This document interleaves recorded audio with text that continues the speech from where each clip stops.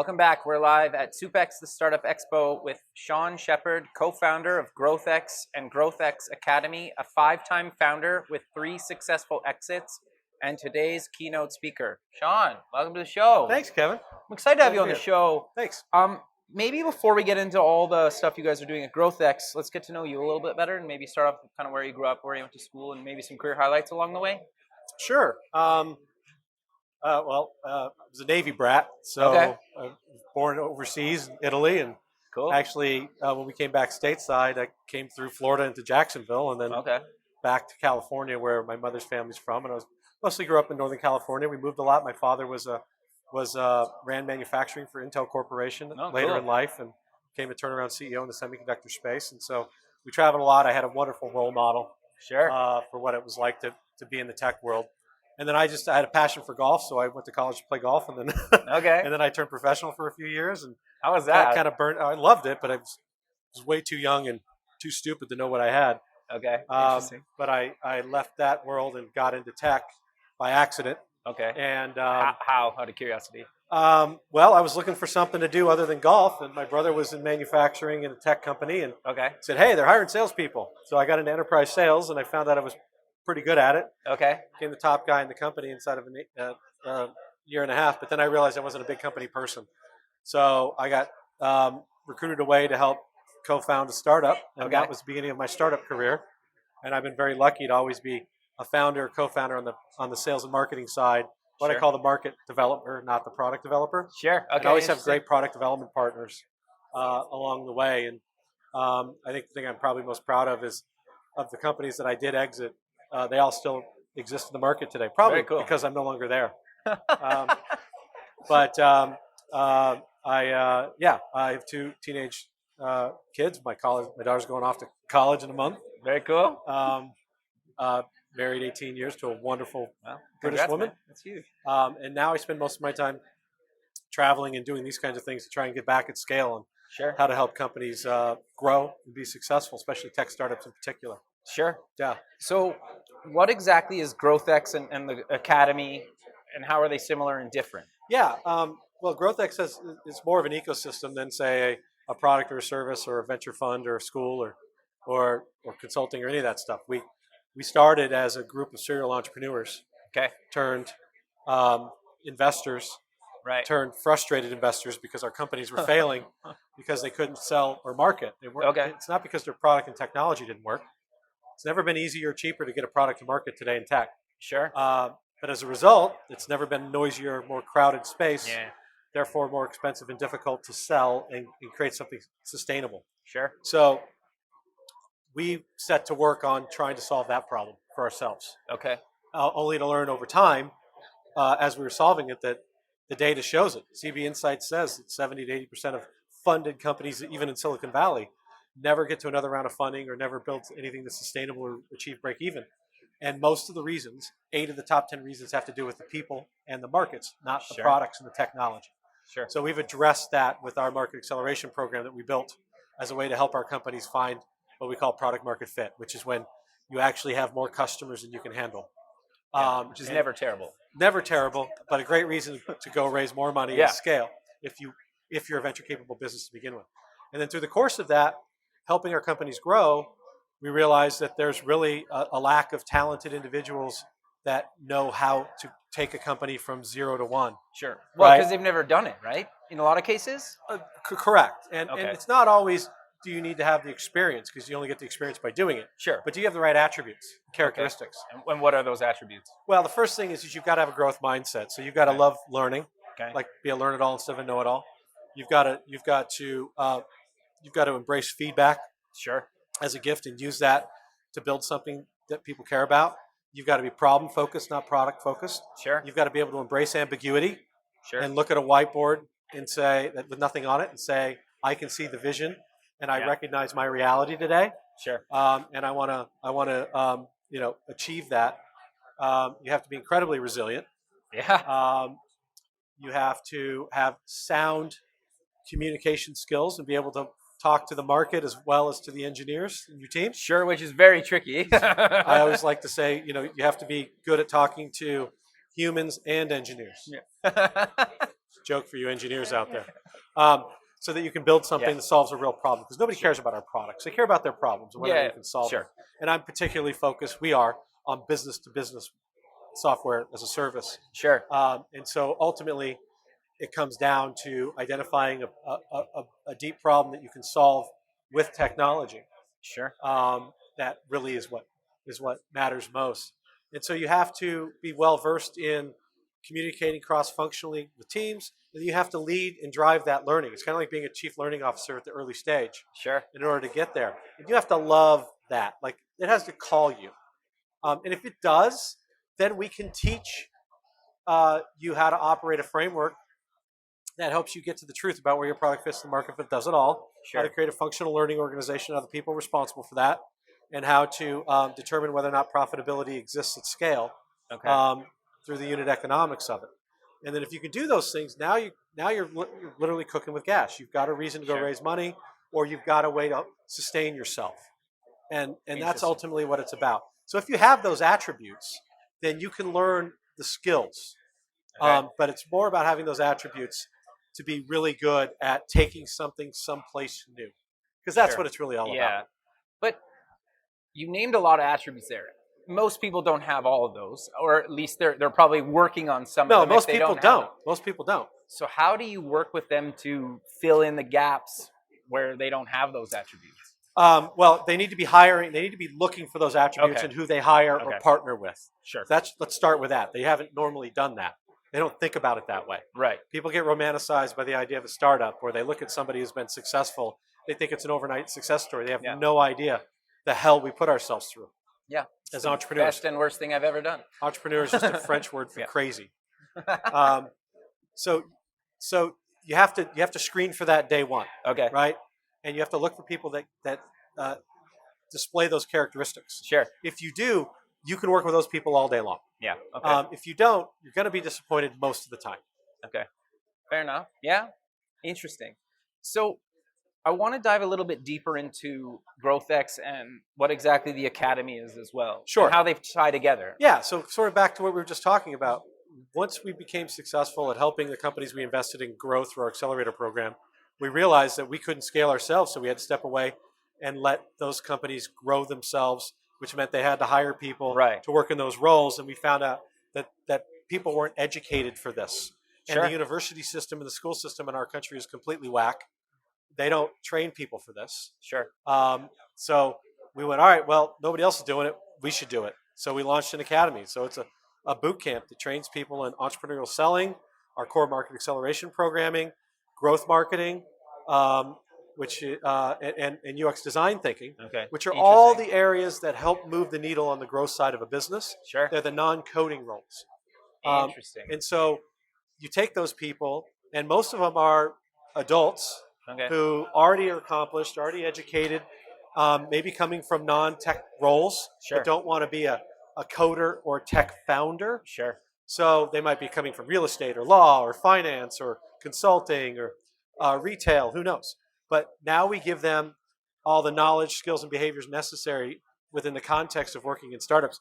So then what they do is they come in and they'll spend, depending on which kind of programming they take, they'll spend the majority of their time working on a real project with a real company. Yeah, which is rare. Yes, and then they'll learn from that what they like, what they don't like, if they want to do it. The startups in our portfolio get free help. Yeah. They get a portfolio of experience. Yeah. We build a global network of mentors that want to hire these people or you leverage them for projects. Yeah. And the community sort of takes care of itself. It becomes a virtuous cycle. So ultimately, and they have a client too. Yes, and we get people who are vetting startups for us to tell us if this is a good deal or not, or that this founder's a jerk or not. Fair enough. And we get all of that. So now it becomes a virtuous ecosystem of investing in companies, helping them grow, and then developing the talent to work in them. Interesting. So how do you decide who gets to go into the academy? Can anybody sign up, or how does that work? There's a screening process. Okay. I mean, anybody can take the self-service online stuff. Okay. But I mean, if you really want to go to a campus-based one, wherever they might be, we're pretty intentional about the people we screen for. Okay. You've got to share our value system, right? We're people first, transparent, very inclusive group of humans. Sure. Who with growth mindsets. that are highly coachable and Sure. display the characteristics that I laid out before. Because if you don't, you're not going to have a good experience, and it's like any culture you create. You introduce toxicity, and it Yeah. spreads. So we don't want that. Well, and it's a waste of everybody's time, right? Exactly. Even the person coming, Yeah. right? Like if they're not going to work out, yeah. Yeah, absolutely. And we're as at least the core group of teammates at GrowthX, we don't want to work with people that don't share our value system, Sure. because I don't think it's any different than any relationship. Sure. Relationships don't survive in difficult times if you don't have shared values. No. And Fair there's enough. no more difficult period in the world than being in a startup. Startups are an emotional roller coaster of madness. Yeah. And if you can't handle it, then it's not a place for you. No, fair enough. And it's cool that you guys. And that's okay, by the way. Yeah. This No, is fair not- enough. Yeah. Fair. People are built for certain things and have a Sure. certain DNA. Most of who we are is wired into who we are. Entrepreneurship found me. I didn't find it. I just can't imagine ever working for somebody Sure. ever again, because it's just insane. Because I'm a horrible employee. Interesting. Yeah. But it's also cool that you guys basically incubate these companies and then you test their product market fit with a client or a few clients. And then if they're making money, that client can either potentially acquire them, you could put in more money. Yes. Like you basically building this whole like zero to exit. Yeah. I get it's more Yeah. complicated Well, it was than never the that, but, plan, like, right? It was never the plan. Sure. I think like most successful tech entrepreneurs, we were trying to solve a problem that we deeply understood, and Sure. and we're dealing with ourselves. Right. Like I always say, it's not the technology that wins; it's the insights that technology Sure. brings. Because nobody cares about our products; they care about their problems, whether or not you can solve them. If technology is a way to do that, that's fantastic. Sure. So it's about understanding that use case and then solving for it, and that's what we did. We went out to solve our own problems as investors. And every time a new one came up, because really every solution creates a whole new set of problems anyway. Sure. That's just yeah, the reality of it. interesting. I'm not trying to be cynical about it, but it's the reality of it, Yeah. right? That's what happens with every new innovation. It creates a new set of challenges with the solution that comes with it. And so when we figured out how to solve the failure problem, we also now needed to figure out the talent problem. Okay. And then we figured out from the talent problem that we could scale and help more people through the academy, right? Sure. And through the studio and corporate innovation and now civic innovation work that we do to help governments around the world create their own Silicon Valley in a box, if you will, Right. taking the best parts of the valley and applying it in their world so that they don't lose their top talent to the valley. Everybody thinks Sure. they have to come to the valley to start their company and raise money.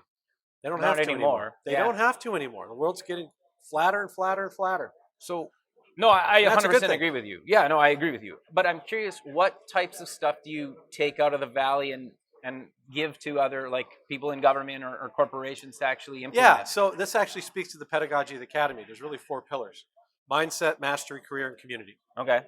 So first is you've got to have a growth mindset, and as I said, you need to be a learn-it-all. You need Sure. to know that you can be coachable, Okay. right? That at any age, time, and place, you can learn new things. Sure. Then based on that, mastery, understanding the building blocks of that, which is knowledge, competency, proficiency, and then ultimately mastery. We can give you knowledge and create a competent and potentially proficient human, but you can empower yourself to achieve proficiency and mastery over time with intentional and deliberate practice Right. and repetition. Sure. The old Okay. Gladwell 10 years and 10,000 hours thing. It's true. It's a thing. You can do it at any time and place. The third is Interesting. career. You need to be mindful of your own career path and focus Okay. and develop yourself that way. We call it person-company fit, just like we call it product-market fit. Interesting. Where's the right place for you as a person? There's only one of you. Sure. So build your own, we call it career funnel. Okay. And I do this talk on how to hack your career so you can Okay. get the jobs and the options that you want. And it's all about identifying who you like, what you like, because it's about the people. Sure. Company's just a collection of people, and it's people that make us happy or sad. It's not the work. Sure. So identifying who you are and the kind of people you want to be around is the first part of that. And Okay. understanding what your value is to that potential company that you want to work on based on all this criteria. Okay. And then you can literally build a funnel just like you do in sales or marketing. and reverse engineer it and fill that funnel with companies that meet your ideal company profile. And then you start to have conversations, not interviews. Right.